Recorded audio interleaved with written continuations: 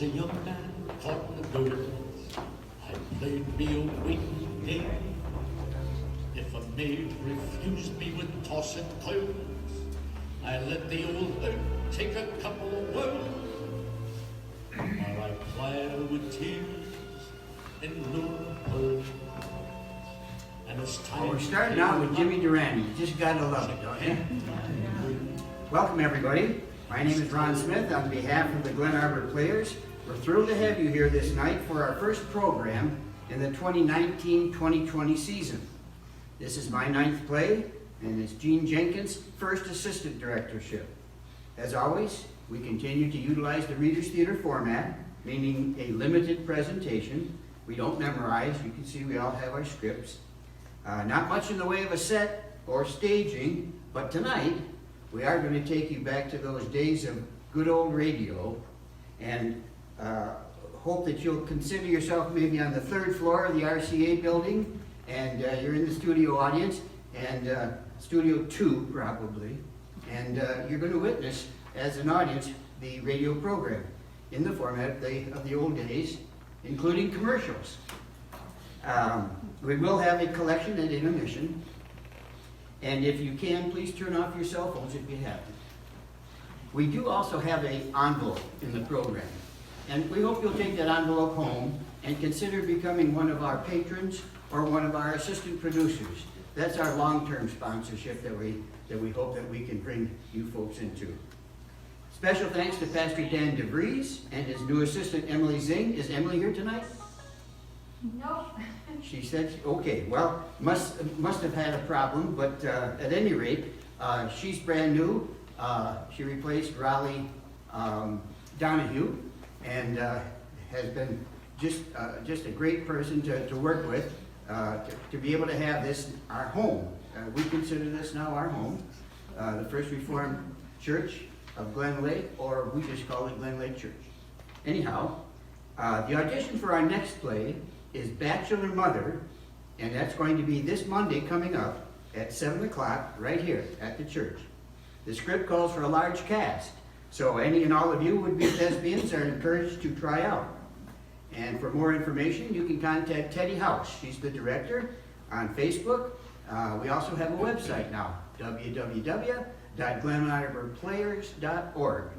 And if you're not interested in being in the play, but crewing for the play, helping with the setup and things like that, we still would like you to come. Come to the audition and just get yourself all excited about it for the next 6 weeks or so.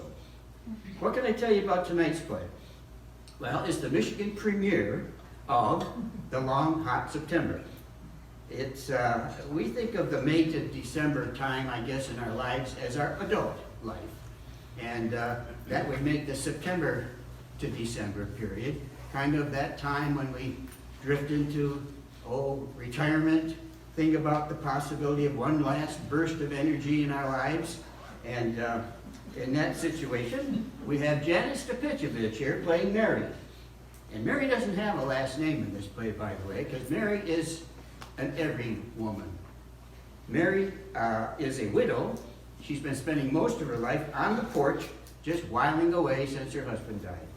Leo Paveglio is Joe Geyser. He's a widower, who also, it happens to be, Mary's brother-in-law.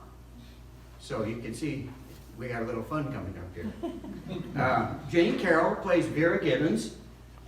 Mary's likable, busybody sidekick who likes to have something to do with everybody else's business but her own. And then we have Tom Cole, and he's playing Booney McLeod. Booney is the fix-it man, the local fix-it guy who manages to get trapped into Vera's schemes to bring Mary and Joe together. And then Susie McConnell, one of our seasoned actresses, who has taken on the role tonight of Elizabeth Gabby. And Elizabeth is the troublemaker in this program. Pete LaPlaca, our announcer and narrator, the guy who keeps our broadcast on time and rolling along.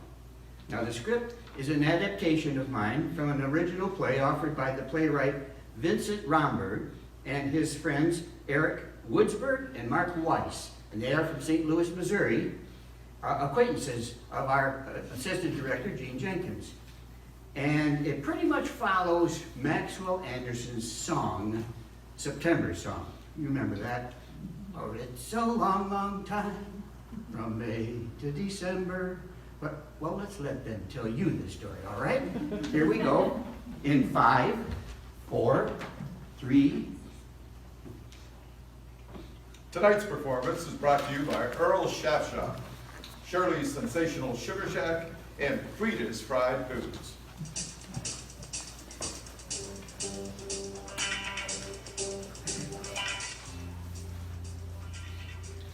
Tonight's first sponsor is Earl's Chef Shop, 150 Main Street, right next to the Dollar General. Earl has a shaft for every need imaginable, and he'll see to it you find the exact answer for your shafting requirements. Earl has been Willowbrook County's shaft expert since 1957, and Earl's welding staff has those many years of shafting experience as well. If they can't find the shaft you need from their extensive in-shop stock, they'll custom build one to your unique specifications. So give Earl's a call. You're sure to be satisfied. And remember, at Earl's, we don't give you the shaft, we sell it to you.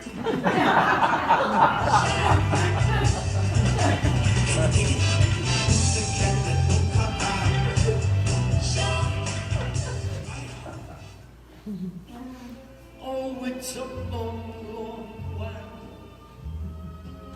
from May to December. We now take you to a small town in Willowbrook But the County. days grow It is one of those hot Septembers that make you think that fall will never arrive.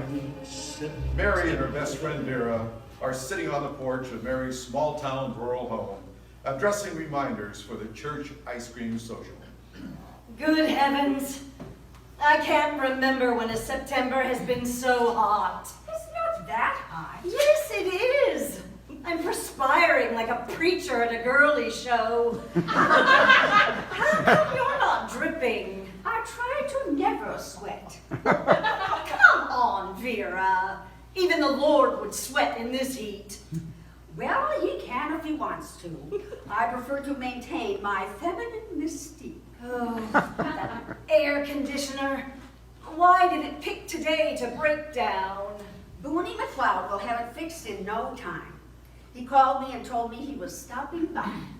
No wonder you wore that pretty dress. Mary, I try to look my best whenever I go out of the house. Oh, especially if you'll run into the fix-it man of your dreams. Well, it won't be hot for long. The weatherman says it's going to rain tomorrow. Oh, the weatherman is wrong. How do you know? Have you got a barometer in your closet? I don't need a barometer, I've got bunions. It's one of the gifts you get with old age. You have trouble walking, but you know when it's going to rain. Oh, goodness, I need a break. Now, come on, Mary. The church ice cream social is in 3 weeks. If we don't get these reminders out, everybody will have other plans. Trust me, no one in this town will miss a chance to break their diet and earn salvation in one single afternoon. Ida Smith, she's not on the list. You used to play cards together all the time. Yes, but she kept winning, so I quit. How can you lose track of a friend like that? I am not the post office. Well, maybe if you went out a little more often. Now, Vera, don't start in on that, not today. Well, Mary, it's true. You don't do anything. You're like that old wind chime up there. Battered and beaten. Just hanging there waiting to die. Remind me to take you off my Christmas card list. Let's go down to the Five and Dime and buy a new one. Well, I like this one. Once we get it down, you'll be happy we did. No, Vera, leave it be. George gave that wind chime to me on our first anniversary. We were living in a little apartment down on Mulberry Avenue. Got his hammer out and hung it up. He said, Mary, one day this will hang on our own house and we'll sit on the porch and just listen to it sing. That's what he called it, singing. The first thing we did when we moved into this place was hang that chime. That was nearly 40 years ago. Well, I can't can't see the point of taking it down now. Hello, ladies. Why, Booney McCloud, you're huffing like an old carburetor. It's my asthma. I just need to catch my breath. Well, come in out of the sun before you blow a gasket. Good afternoon, Miss Vera. You look nice this afternoon. I do not. I'm practically overcome with the heat. You probably don't eat enough spices. I beg your pardon? Spices makes you sweat. I never sweat. When you sweat, the breeze can cool you off. I don't sweat. If you ate more spices, you probably would. I don't like spices. Yeah, well, then you just have to be overcome with the heat. Guess who I saw downtown? Who? Joe Geyser. Joe Geyser? He was shopping. Shopping for what? Oh, I can't tell you. I'm sworn to secrecy. You have to wait till he gets here. Joe's coming here? As soon as he finishes his shopping. Oh my, company. Oh, and here I am with only a half a pitcher of lemonade. Oh, you got some of that world-famous lemonade? I sure could use a glass right now. The lemonade is in the Frigidaire. Help yourself to a glass. On your way to check the air conditioner, Booney. I can't believe it. Joe Geyser, he never comes to town anymore. That's not an actual fact. I understand he goes dancing at the VFW on Friday night. He does not. Does too. Lots of people go. Elizabeth Gabby never misses. Elizabeth always was a floozy. It's no wonder she's had 3 husbands. Betsy says you should see the ladies making over Joe like bees on honey. And Joe flirting right back, I am sure. I don't know how Charlotte put up with him all those years. Now, Mary, he never glanced at another woman when Charlotte was alive. But he's single now. You can't blame him for wanting to have a little fun, can you? Well, there's a time when a rooster should stop chasing the hens. Betsy told me Elizabeth Gabby has her sights set on Joe. She thinks he's big.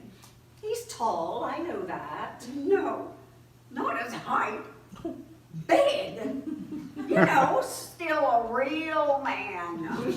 Vera! It is hot enough without you adding to the temperature. Why, Mary, are you blushing? As any decent woman would, given the topic of conversation.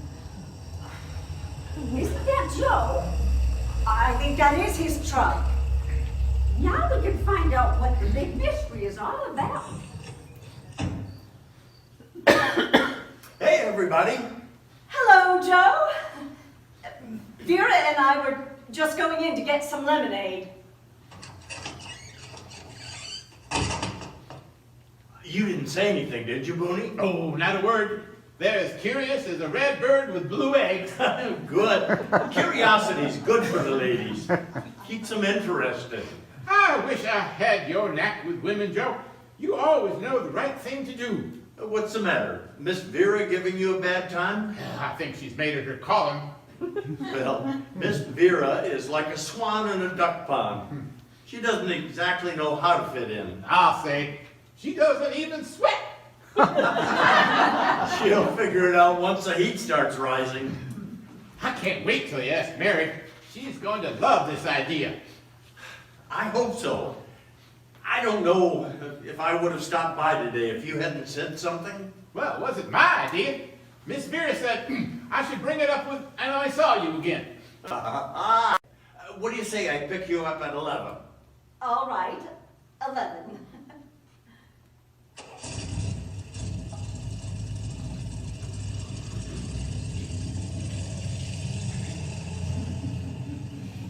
You know, Vera, we'd be much better friends if you'd learn to mind your own business. Couldn't you see I didn't want to go? Well, of course I could. You were as obvious as daylight.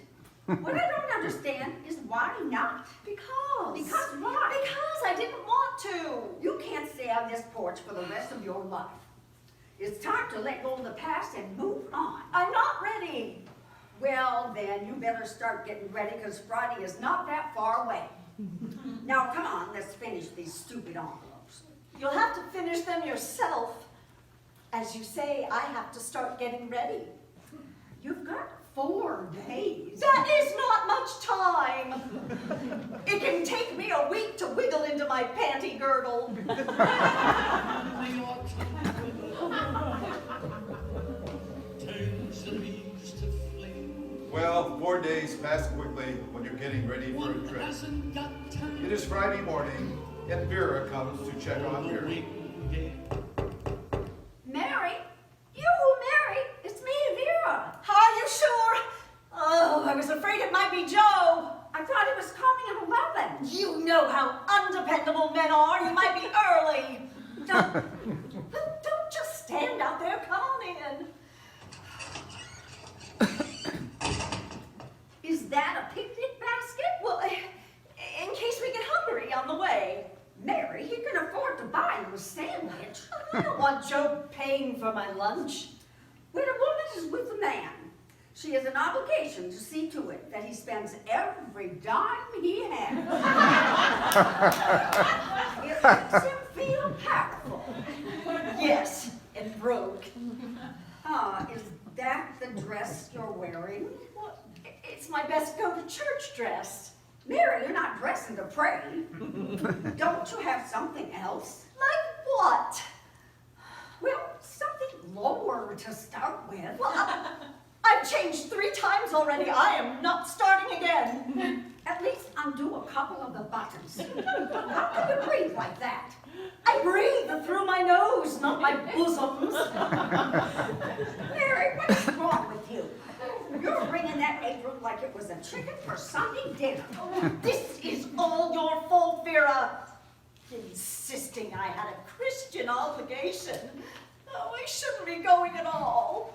Come on, Mary, sit down here and tell me what's got you so worked up. I'm not worked up. It's just that getting ready for this trip today has stirred up a lot of memories. Oh, back in the old days, there was a whole gang of us that would go bowling together. George and me, and the Dempsey twins, and of course, Charlotte. Well, one night, George shows up at the bowling alley with this guy he knew from work. In walks Joe, tall and handsome, with arms like Popeye. Well, you know how pretty Charlotte was, like a movie star? She took one look at Joe and decided that was it. Charlotte was a terrific bowler, but that night she couldn't knock down a pin. She kept throwing the ball sideways. By the time we were halfway through the first game, Joe was right there behind her, kind of holding her and helping her with her aim. From then on, it was me and George, and Joe and Charlotte. Well, George was a great guy, and I was happy for Charlotte, but, and I swear to God Almighty, Vera, if you repeat this to anyone, I will strike you down with my waffle iron.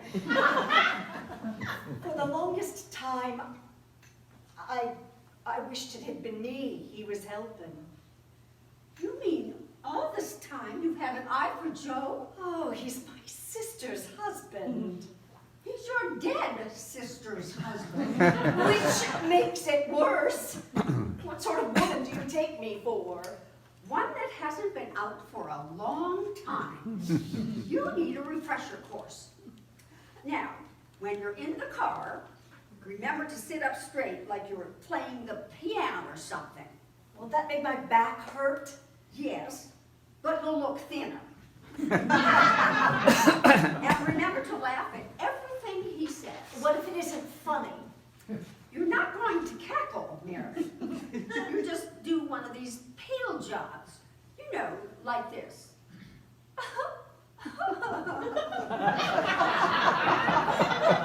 You've got to be pulling my leg, Vera.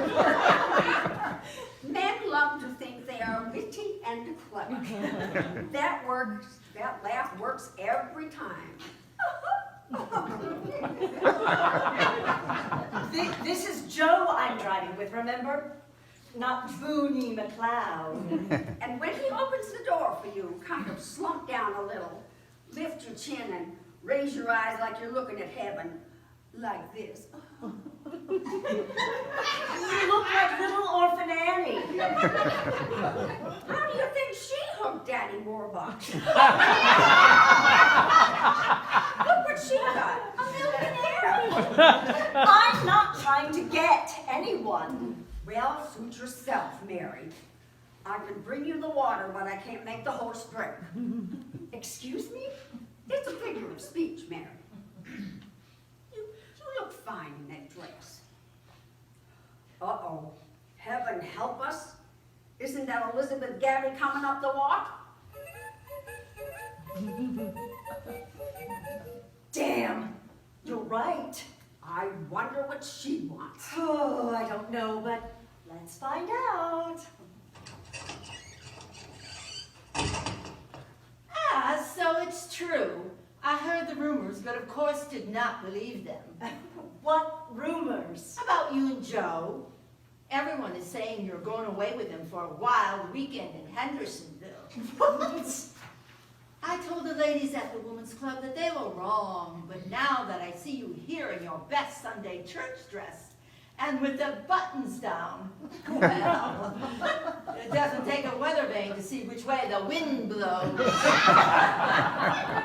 It seems to be coming from your direction. I must say, I'm a little shocked, Mary. Don't you know how inappropriate it is to keep company with your dead sister's husband? They're not related, Elizabeth. They are by marriage. That doesn't count. Leave it to you, Vera, to take the liberal point of view. With such a blatant disregard for the blessed union of matrimony. Is it any wonder, even at your age, you've never been married? I'm Elizabeth, there's been a misunderstanding. Joe and I are driving to Hendersonville to visit his sick brother, Bill. Now, Mary, you don't expect anyone to believe that, do you? He's the best-looking, most eligible bachelor in the county. All the women just want to eat him right up. Yes, and you with the biggest spoon, Vera. I won't say he isn't handsome, Elizabeth, but I have no interest in that sort of thing, not with anyone and certainly not with Joe. You're not interested in dating? Well, I'm way past the age when I want some man to buy me dinner and then try to squeeze it out of me later. But he's such a good dancer. Well, I don't care if he can do a high kick like Fred Astaire. Oh, what a relief. I knew there had to be some confusion. I told the ladies they were wrong, but you know how quick people are to think the worst of a person. Apparently, it's a county-wide epidemic. I would be very grateful if you would set the story straight. I'd rather move out of town than have people gossiping about me. Don't need to say another word, Mary. You can count on me. Thank you. And perhaps you wouldn't mind doing me a small favor? What? You know how painfully shy I am. I, for one, have always thought of you as painful, Vera. The truth is, I have a terrible crush on Joe, but I just don't know how to tell him. Since you're driving with him all the way to Hendersonville, could you say something to him for me? Why don't you write him a letter? The post office could use the business. It would mean so much more coming from you, Mary. Well, I try to stay out of other people's business. Mary, we have a duty to help those in need. You need to set the ladies straight, and I need Joe. Well, I'll try to work it into the conversation. Oh, thank you. How will I ever repay your kindness? You can weed her garden.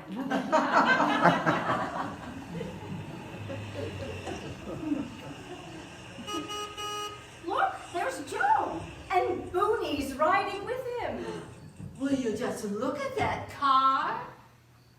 I can't wait to see the piston action. And that's after 3 husbands. Joe and Booney arrive with Joe's new red convertible. And after he pops the hood for a quick show of the motor, he and Mary pack up the picnic and head off for Hendersonville.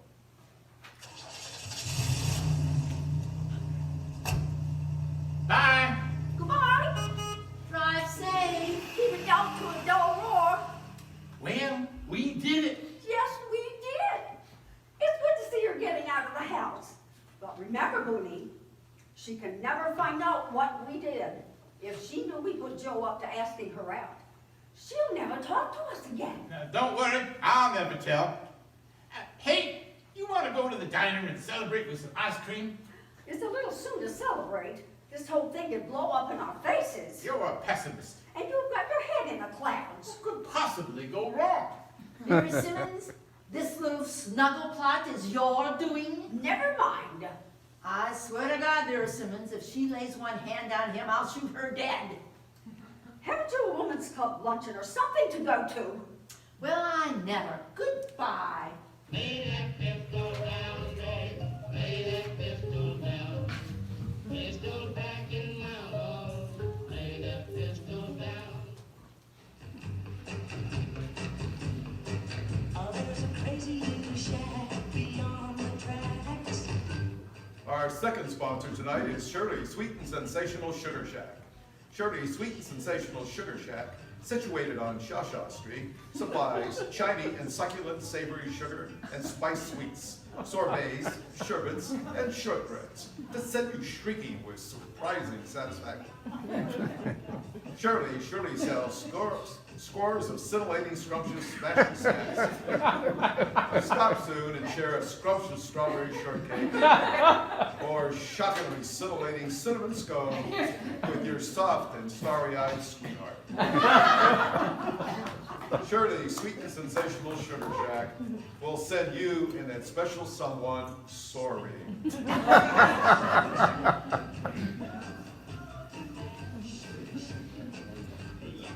The day passes and the evening comes, and still Joe and Mary have not returned.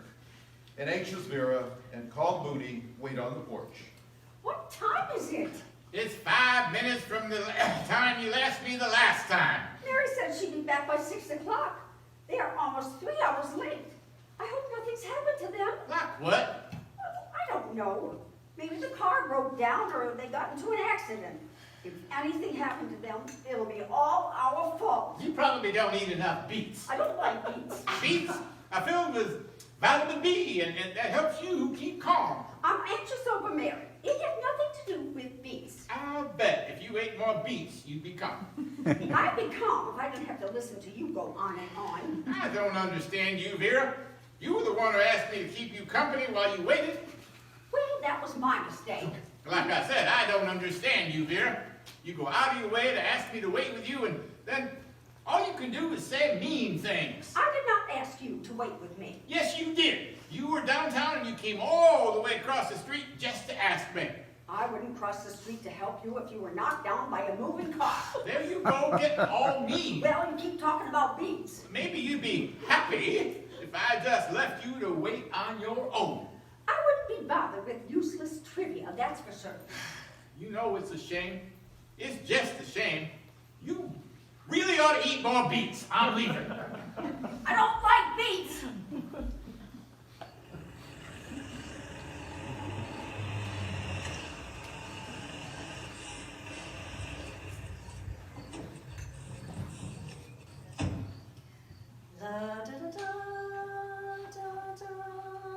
Mary, where have you been? It's nearly 9 o'clock. Oh, we stopped to put our feet in the lake. At this time of night, No, that was before supper. you might have called to tell me you'd be late. Oh, I'm sorry, Vera. It didn't even cross my mind. Goodness sakes, Mary, what is wrong with you? Have you been drinking? No, why? You look all flushed. Oh, my Lord, Mary. Did he tell you? Did you? You don't mean to tell me that the two of you did Vera! Joe enters with a picnic hamper and sets it down. And after Mary convinces Vera not to miss another moment of her beauty rest, Joe and Mary are alone. Did Vera think I kidnapped you? Well, we are 3 hours late. You were the one who insisted we listen to the band concert. Oh, I didn't know they had a bandstand in Hendersonville Town Square. Oh, yes, they are very progressive. Oh, it was good to see Bill. He seems to be doing well. I suspect that had a lot to do with you being there. Oh, you two used to cut up together all the time. A couple of clowns. Remember all the nights we'd play cards together? You and me and Charlotte and George and Bill and Mary Ellen. Oh, and Todd and Frida, Back before we were married. before house payments, and children, Oh, and wrinkles, and arthritis. were we ever that young? Hard to imagine, isn't it? You wanted to be a nurse. All because of that Florence Nightingale movie. Remember we all went to the Rialto? Oh, that's when it was back on Standard Street. Oh, that's right, the old one. I wanted to be a train conductor. And George wanted to be a fighter pilot. I sometimes wonder what would have happened if his eyes hadn't been bad. And this house, I remember the day you moved into this house. You helped us move the sofa. Oh, if I remember correctly, you and George carried it right across the lawn. Oh, is that what happened to my back? Oh, I think it was the refrigerator that did that. Oh, I remember that old thing. It weighed a ton. It made so much noise and never did keep things frozen. I remember when George and you hung that wind chime. You weren't here. Oh, yes, I was. I was in the living room. I don't remember that. I watched out the window. God, he was so proud. You finally got that home he promised you. He climbed right up on that little ladder and hung that chime. And then he got down off that ladder and he kissed you. And you watched from the window? I looked down at the floor. You should have turned your back. In just that second, a breeze came by and the chime rang. Just a little. But it was so bright and so nice. And I thought, it isn't the wind making it chime. It's Mary. Are you trying to say I'm full of air? That's exactly what I'm saying. Joe Geyser.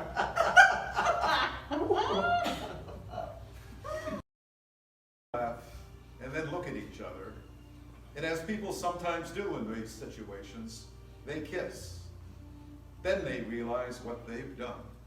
Oh, I'm sorry. I'm sorry. I mean, What are you thinking?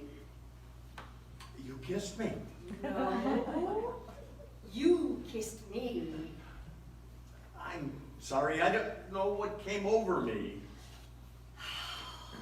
Oh, it's the heat of the evening, I expect. Oh, we sure had a nice time together today. Well, hot September will do that to people. And I guess I've been lonely, since Charlotte and all. Especially when there's no breeze. And nobody knows me anymore. They're all gone. And you hope it will cool down. Tom and Frida, Mary Ellen and George, and now Bill. But it doesn't. And suddenly you realize you're disappearing. It doesn't seem right for your history to just go away oh, heck. Mary, I always thought you were great. Joe Geyser, don't say another word. My heart is beating so quickly now I think I'm gonna fall over. Mary? Joe leans in to kiss her again, but Mary puts her hand to his chest. Now, Joe, stop right there. I had such a wonderful time with you today, and I'm so flattered by your attention. I haven't had a man look at me that way in, well, in too many years. But we don't feel that way about each other. Oh, not really. Us being together, well, it just makes us remember when we were young. And us kissing. Well, that's just us wishing. Wishing we were that way again, young and full of dreams. That's all. It's nice when somebody looks at you and sees all the things you were, not the things you've become. Oh, now hold on, Mary. Oh, you know it's so, Joe, and besides, we are related. By marriage? Yes. It just wouldn't be right now. Imagine what people would say. Yeah. Reverend Matthews would have a field day, wouldn't he? He certainly would. Oh. You're not mad at me, are you? Oh, no, of course not. I had a great time. Oh, well, heck, me too. Good night, Mary. Good night, Joe. Joe leans in once more, but Mary offers her hand and they shake. When Joe turns to go, he sees the picnic hamper sitting on the porch. Oh, the hamper. The least I can do is to carry it in the kitchen for you. Well, all right then. Maybe I can rustle up a quick sip of lemonade before you head for home? Well, now, that's a bargain if I ever heard one. There is quiet for a moment, and then from the shadows of the yard, Well, sometimes it pays to hide behind the mulberry trees. I've been lied to and betrayed. Why, that Mary, she is nothing but a sneaky, mad-grabbing witch. Elizabeth glares once more at the front door, and then exits stormily into the night.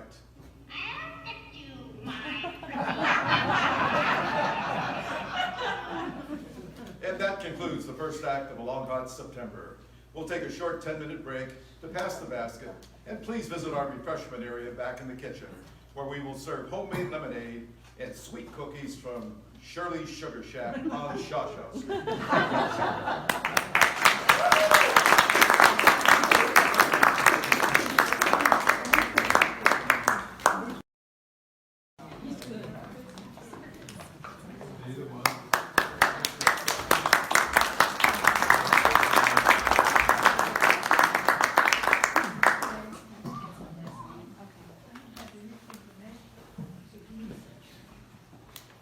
On the air in 5, 4, 3. Welcome to Act 2 of the Glen Arbor Players radio broadcast of A Long Hot September.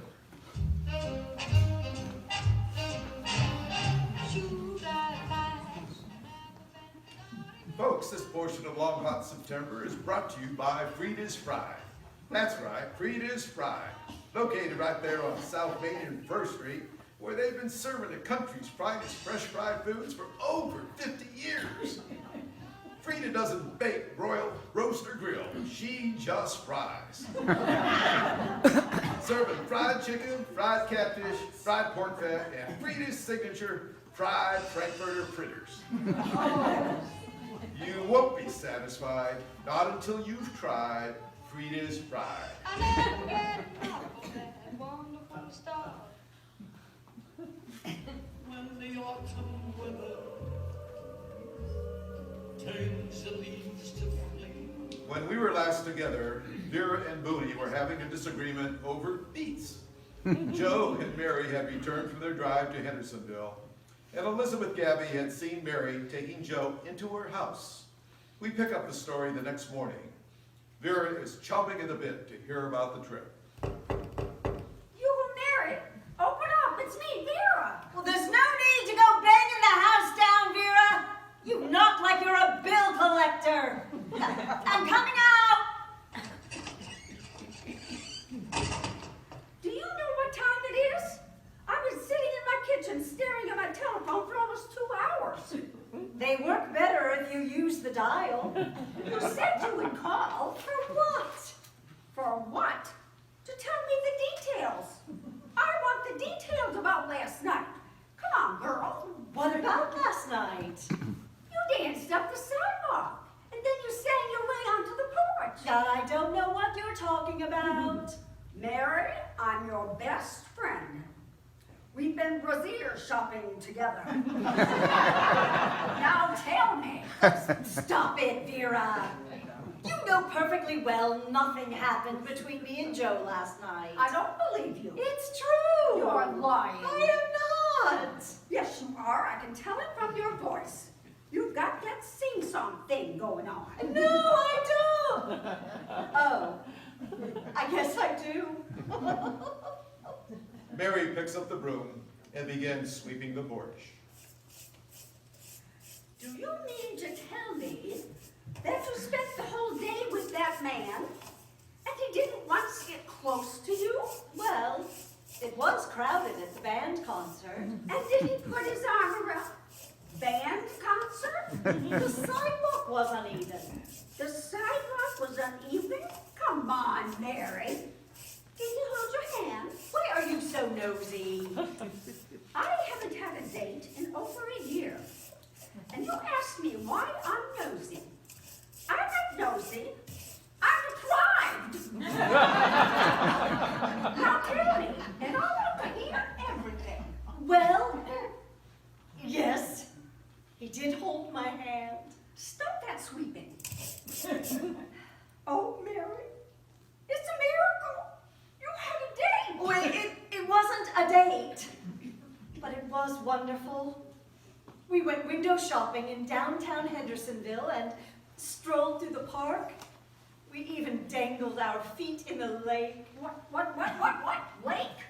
You went to a lake? Well, Hudsonville Lake, it's right there 2 blocks out of town. You've been there. It was a very hot night. Hot night? I'd say so. Vera. Don't be so dramatic. Are you going to go out again? Oh, Vera, don't be crazy. Can you imagine what the people in this town would say if Joe and I started courting? Me crazy? Band concert. Holding hands. Strolling through the park. Dangling your feet together in the lake. You're practically going steady. I wonder he didn't buy you an ice cream cone. Oh, I forgot about that. You set up for an ice cream cone. You're practically engaged. For goodness sake, Vera. And as if on cue, Bonnie McLeod comes running up the porch, panting and out of breath again. Mary! Mary! Oh, Mary! Good heavens, Booney! You've got to stop running in this weather. You're going to kill yourself. I just heard the news. What news? I think it's great. You two are perfect together. Booney, what are you talking about? It's all over town. You and Joe. Last night. What? That sly old dog. Sly old dog? Whatever are you talking about, Booney McLeod? I personally don't see anything wrong with it, Mary.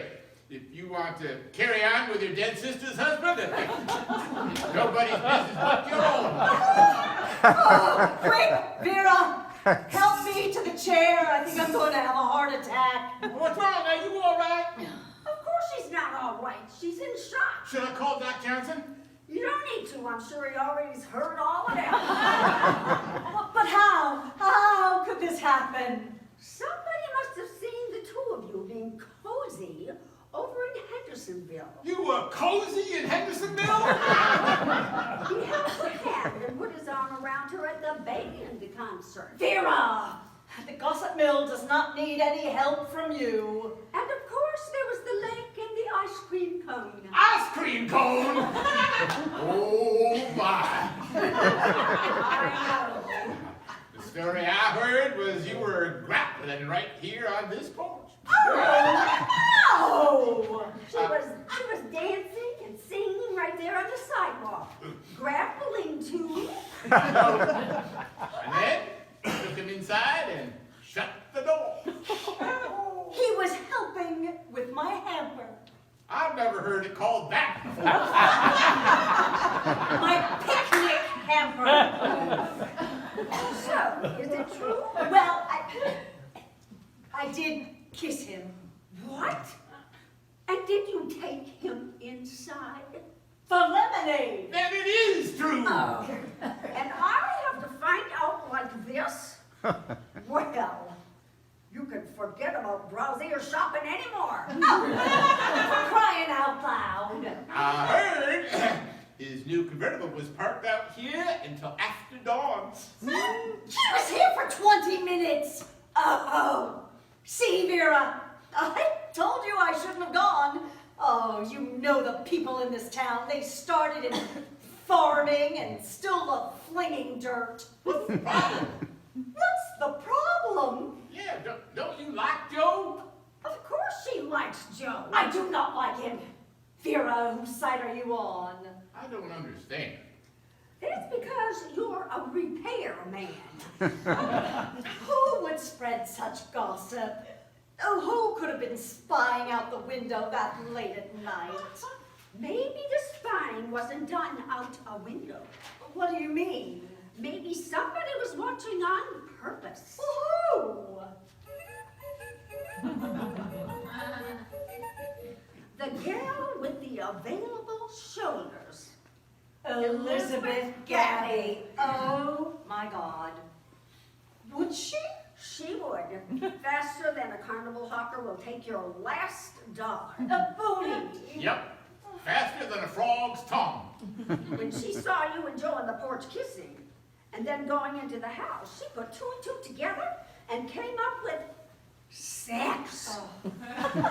How could she be so bad at arithmetic? She probably figured that you do what she do in that situation. They don't call her grabbing Gabby for nothing.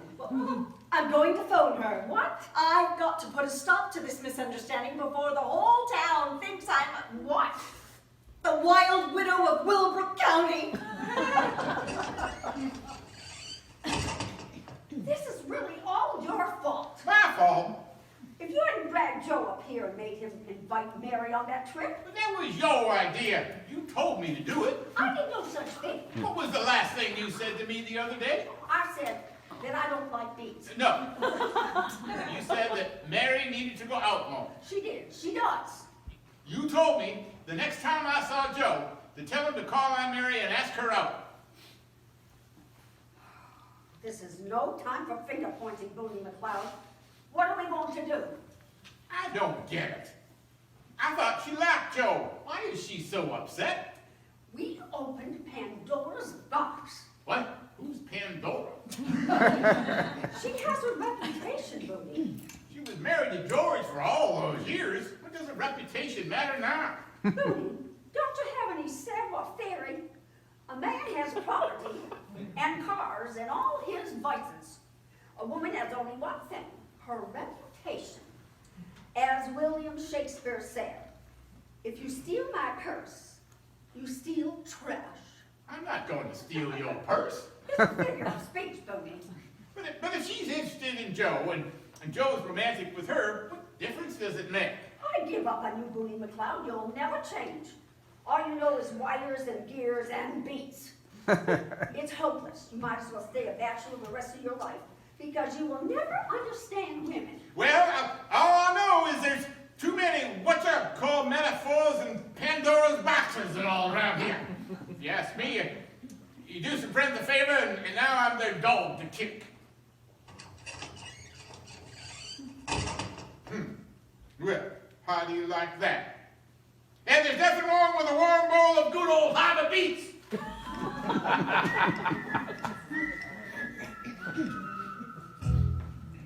The afternoon passes, but still Mary is disturbed by the rumors circulating through town. She even has troubles with her knitting. Finally, Joe hears the gossip himself and goes to Mary's house.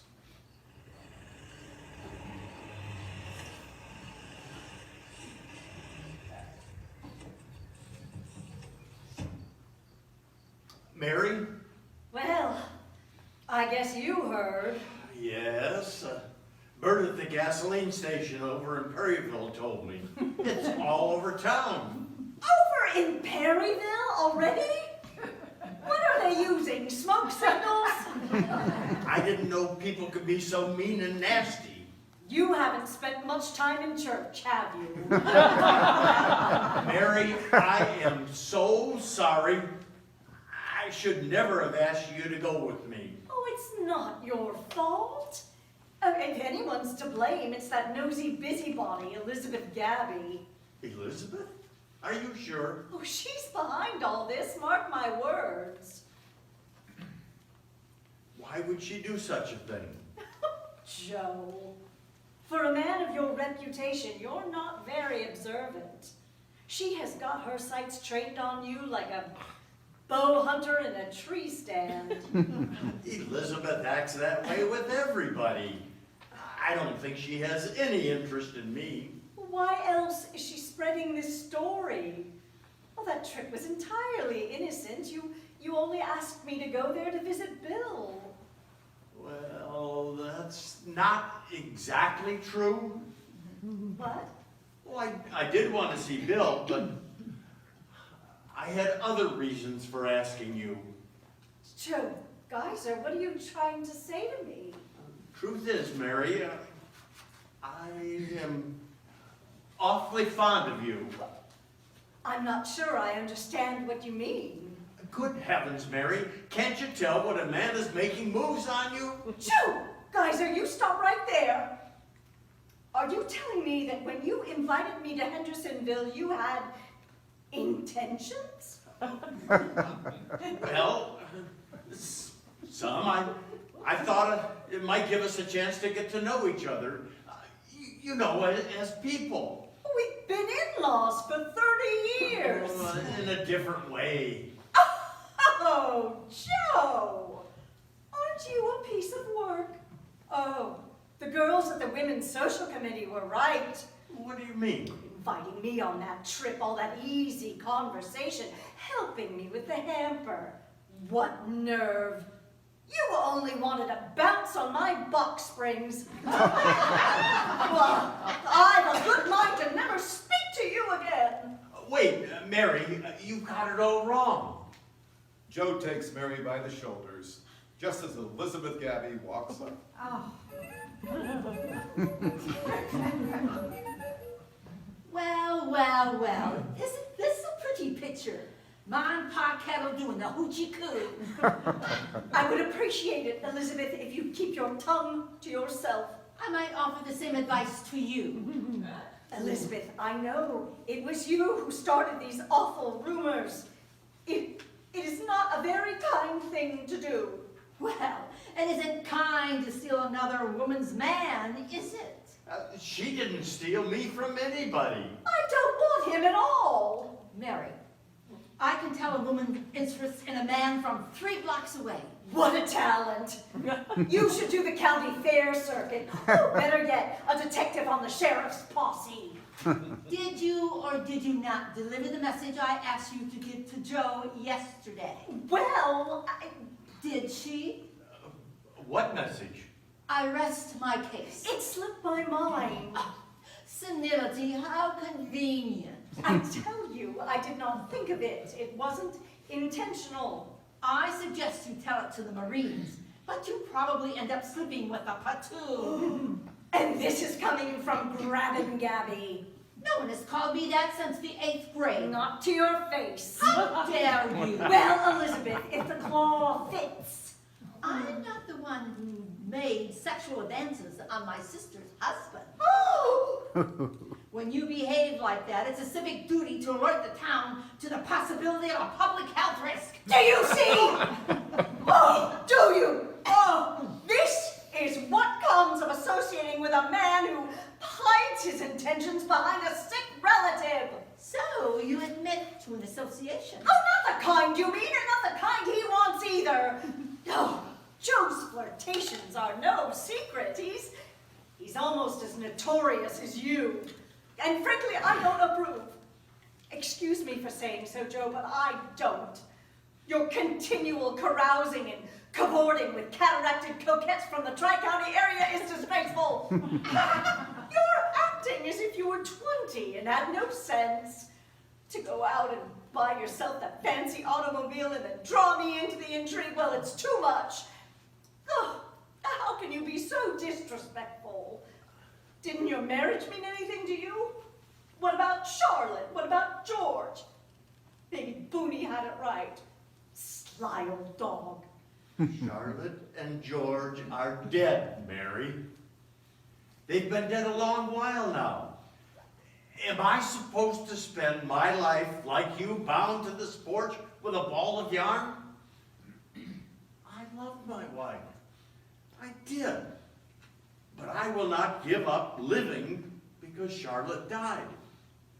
I would rather live a full life of love and adventure, and yes, female companionship, rather than become complacent, lonely, and self-sufficient like you.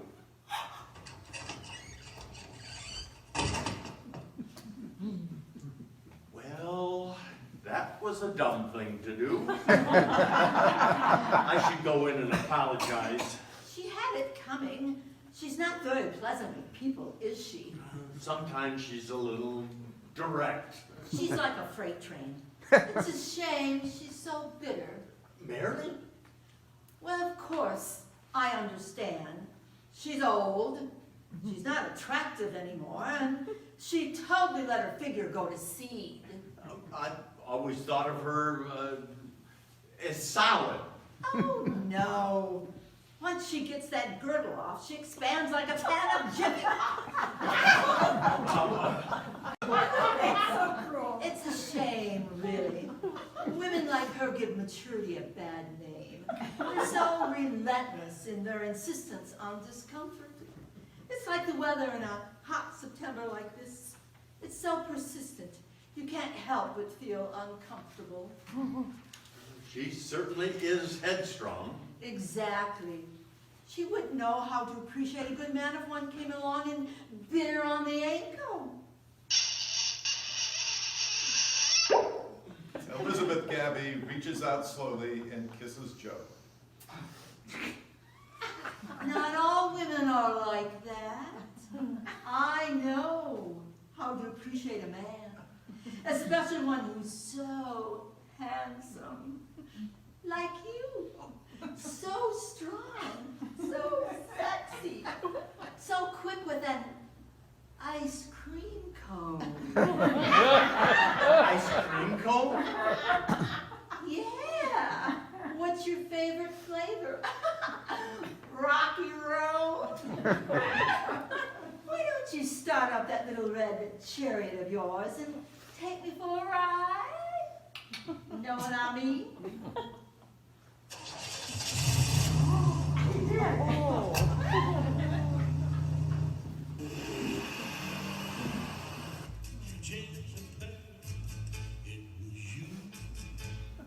The next day, Mary tells Vera of her fight with Joe. He said all those things? Stubborn, self-sufficient, and unbending? Yes, and with Elizabeth Gabby standing right there urging him on.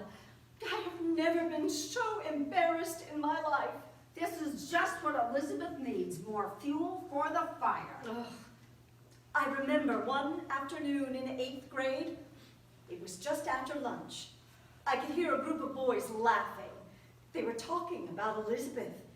Seems that if you took her to the movies and kept to yourself, she would reach over as if to hold hands, then raise your hand so as to plop it across her shoulder. That was the first time I heard her called Grabbin' Gabby. Oh, I will never forget the way they laughed. I thought right then and there I was not going to have people talk that way about me. Never. Oh, to think I've spent my entire life taking care not to be the object of gossip, to have it ruined in one afternoon. Oh, Mary, don't be too distressed. Once the truth comes out, things will change right around again. The people in this town have no short supply of faces. I don't know, Vera. Ethel Bradley called me this morning. She asked me to resign from the church social committee. She did not. Did too. This is the same woman who begged me to make 3 dozen fudge brownies for the garden club bake sale. 3 dozen. Oh, Mary, I feel just calling you a tramp. No, I'm worse. I'm Marcus Brutus and Judas Iscariot all rolled into one. What are you talking about, Vera? This whole thing is my fault. Joe taking you out. I put him up to it. You? Well, Booney actually did it, but I asked him to. You told Booney to ask Joe to take me to Hendersonville? Well, I didn't know he was buying the car. But yes. Vera! How could you do such a thing? Well, you become such a recluse. I thought you needed a change. Well, being run out of town in shame is definitely a change. Oh, Mary, I am so sorry. When will I learn to stay out of other people's business? Well, I'll probably never see the day. Why do I always have to pry? You are such a busybody. Why do I always have to interfere? It must be a genetic disorder. Oh, Mary, I feel terrible. I'll understand if you'll never forgive me. Elizabeth, the ladies at the women's club, and now you! Oh, it wasn't enough Joe asking me on the trip with ideas that weren't innocent. What? Apparently, Joe was hoping to test the back seat of that new convertible. He what? Don't look so horrified, Vera. That car is brand new. Those shocks would hold even an old chassis like mine. You mean Joe had this in mind the whole time? That's what he said. And I'm not the one that caused this? Oh, I'm just outraged. Here, I've been thinking I ruined your life. I have a good mind to go over to Joe's place right now and give him a piece of my mind. He had no right to say the things he did. Oh, I don't know. I am stubborn, self-sufficient, and unbending. I didn't say it wasn't true. I just said he had no right to say it out loud. Really, what has happened to manners these days? Well, one thing's for certain, I won't be going to the ice cream social next week. I even bought myself a new parasol. A new parasol? Yes, here, see? Oh, I know it's old-fashioned, but it keeps the sun off your face, and I thought it would be fun. Oh, Mary, it is so perfectly sweet. Here. Oh, you take it to the ice cream social. After all, ice cream can just be ice cream. Oh, better yet, twirl it past Booney. Thank you, Mary, but I have to confess, I've done everything but put an ad in the newspaper. Oh, you've still got a week. I guess I'm just not his cup of tea. I mean, after all, I have been stewing in the pot for a while. Oh, Vera. One woman with self-pity is enough for any porch. You know, yesterday, the entire time I was giving Joe my 2 cents, I kept thinking to myself, Mary, just close your mouth and stop talking, but I didn't. I went right on till the only thing I had left to do was go into the house and shut the door. Why? I don't know. I think I'm a coward. Mary, you have one of the strongest characters of any women I know. You're not afraid of anything. Oh, yes, I am. I'm afraid of getting old and being lonely. Afraid of caring and getting hurt. That's what happens when you get older, Vera. You aren't as willing to jump on the wagon and see where the hay goes. I don't know if age has anything to do with it. I think all women feel that way. Booney McLeod has come up quietly to deliver the motor for the air conditioner and has overheard the ladies talking. He now steps forward. Afternoon, ladies. Booney McLeod, were you eavesdropping?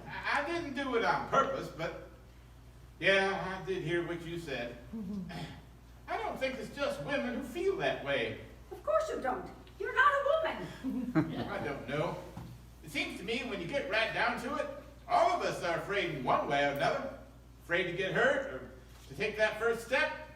But you know, lately, I've been thinking that it's less of a fear to take a chance, even if it don't work out, than to know with certainty that your life is going to be alone and unconnected to the world. I'd rather have hope in my pocket than to know there was never going to be anything there. I'm going to leave the motor here. I'll come back and put it down tomorrow. Oh, that'll be fine. Here, would you like to, I mean, if you want to, maybe we could take a little stroll together and maybe, if you had a mind to, we might discuss the possibility of perhaps if we wanted to attend the church social together. I don't know. What do you think, Vera? Should we take a little stroll? Why, Booney, a stroll? In this heat? And with this humidity? There is an extreme danger of developing a perspiration in a situation like this. The situation like this is perfectly natural to sweat a little. I think it would be best if I remained here with Mary. She needs me now. Of course. I understand. Well, good afternoon, ladies. Mary watches as Booney walks away, and then moved by the situation, Mary gives Vera a nudge. For God's sake, Vera! Get off this porch and go after him. It won't hurt you to sweat a little. Booney? I said Booney. Yes, Miss Vera? I think I will take that stroll after all.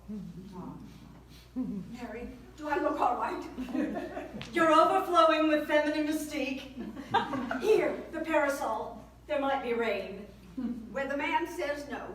You gonna listen to him or me? And don't forget, keep your waist in and laugh. That's it. And while you're at it, tell him you do like pickled beets.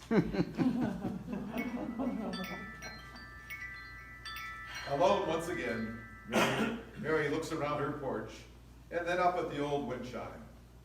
She moves the stool on the porch and stands on it to reach the hook. Joe enters and sees her. For goodness sakes, Mary, you'll break your neck. Joe! Let me help you. Oh, now, Joe, you know what a self-sufficient woman I am. If you'll just steady me, I'll take it down. There. Isn't much left in the old wind chime anymore, is there? No. The poor thing has seen its day. Lots of memories, though, I bet. Yeah, lots of memories.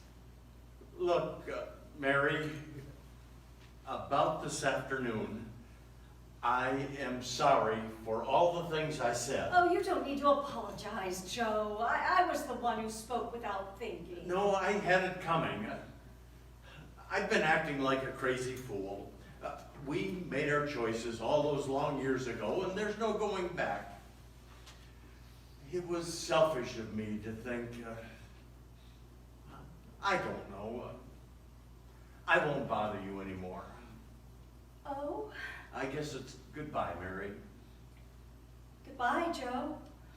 Mary offers her hand, but Joe leans forward and kisses her tenderly on her cheek. Then he turns to go. Joe, wait! Yes, Mary? Would you like a glass of lemonade before you start home?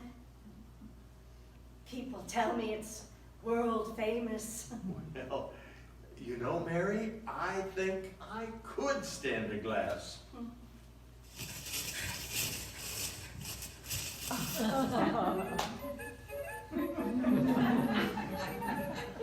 I swear, Mary, you're like a dog in heat. Elizabeth, Gabby, where did you come from? What did she do, Joe? Tie a string to your leg? I knew it, I knew it. I was sitting in my collar when bells started ringing in my head. You've got a better alarm system than the bank. What ploy did you use to get him back here this time? Don't be mad at Mary. It's not her fault. Of course it is. She's like a circling vulture. Now, hold on there, Elizabeth. Oh, don't worry about me, Joe. I can fight my own battles. You lied to me, Mary. You said you had no interest in Joe. Well, I didn't. Not then, anyway. Ha! You've been salivating over him since you were 19. You have been? Everybody in town knew you were like a sad cow. God, how you must have hated Charlotte for snatching Joe away from you. Oh, he wasn't mine in the first place. I can't believe you waited so long after the funeral to make your move. I never made a move. Oh, really? The dress, the buttons, the panty girdle? You've been plotting like an over-the-hill Jezebel. Well, this is good coming from you. You've been peddling your wares for so long they passed the expiration date. I beg your pardon. Oh, it's sad that in all these years you haven't changed your approach. How many boys in the 8th grade did you lend a shoulder to? That is a lie. They didn't call you Grab and Gabby for nothing. How dare you? You have always been too available. From now on, you should confine your interest in men to those down at Smitty's Tap. Oh, or the burlesque hall over in Fairmont. You heifer! Oh, I warn you, Elizabeth, if you raise your hand, I will hit you with my knitting bag. We'll just see about that. Elizabeth steps forward to slap Mary. Mary grabs her knitting bag and hits Elizabeth in the chest, knocking her onto the nearby bench. You barbarian! You struck me. I'll be black and blue for weeks. Oh, the only thing bruised is your ego. I'll call the police. I'll file a lawsuit. When I get done, no respectable person in this town will speak to you. Go ahead, Elizabeth, do your worst. No, I'm tired of worrying what people think. From now on, I'm going to do what I want to do, and the rest of you can suck lemons. Now, if you don't get off my property immediately, I'll turn the water hose on you. You could use a good cleaning up. Joe, are you going to stand there and let her threaten me like that? I'm sorry, Elizabeth. I know better than to tangle with a vixen. 1, 2. Well, I never.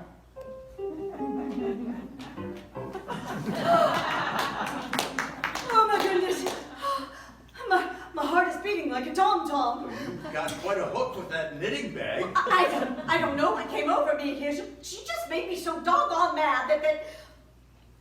Oh, Joe Geyser, I could kiss you. Well, Mary, if that's what a little physical activity does for you, we're going to put you into training camp. All my life, I've towed the line, never doing anything to upset the peace. Since George died, I've been sitting here in this house just waiting.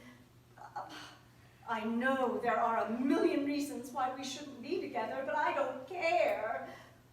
Oh, the time we've spent together has made me feel alive again. I'm not going to let that go. Now kiss me.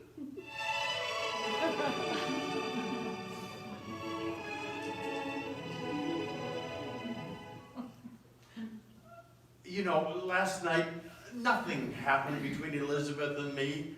She tried her best. But I kind of had my mind on something better. Oh, Joe, there's no need to bring Elizabeth into this again, is there? No. Now, how about that glass of lemonade? I hear it's world famous. Well, I bet we could come up with some. That is, if you don't mind doing a little squeezing.